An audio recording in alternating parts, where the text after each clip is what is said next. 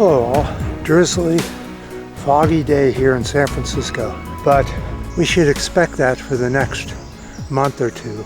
This is our fog season after all. So, environmental causes and AI. Is there any use for it? Well, AI could help us invent a way to generate electricity in a very small package and use very little natural resources to get it. It probably wouldn't give us too much electricity, but with efficiency and our reduction of use of electricity would make it possible in that way. That's a good thing for AI. There's so many things that are bad for AI, like trying to get the sheeple to not believe in global climate change. That's another big problem we have with AI. So let's go up and do a video on just how much damage is being done to the environment.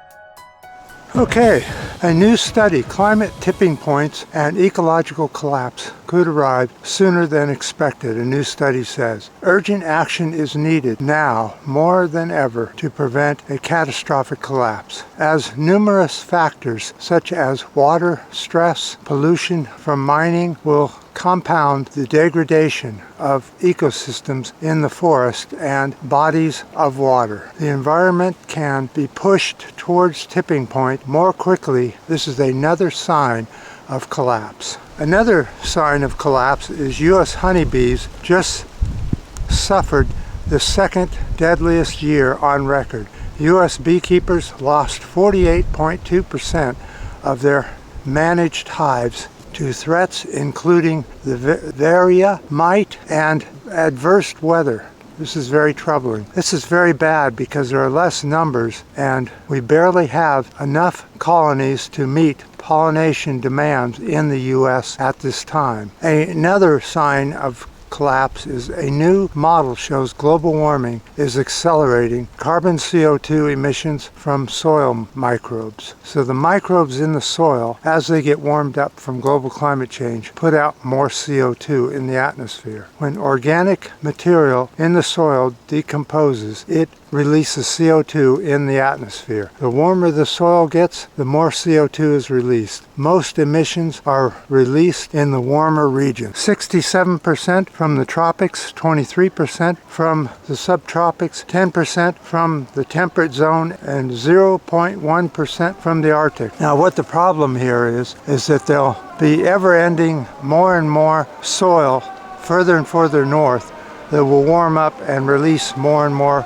CO2 into the atmosphere. This is a feedback loop that we can't stop. As long as climate change is happening and the warming atmosphere is warming the soil, we'll become more and more susceptible to global climate change and CO2 release in the atmosphere.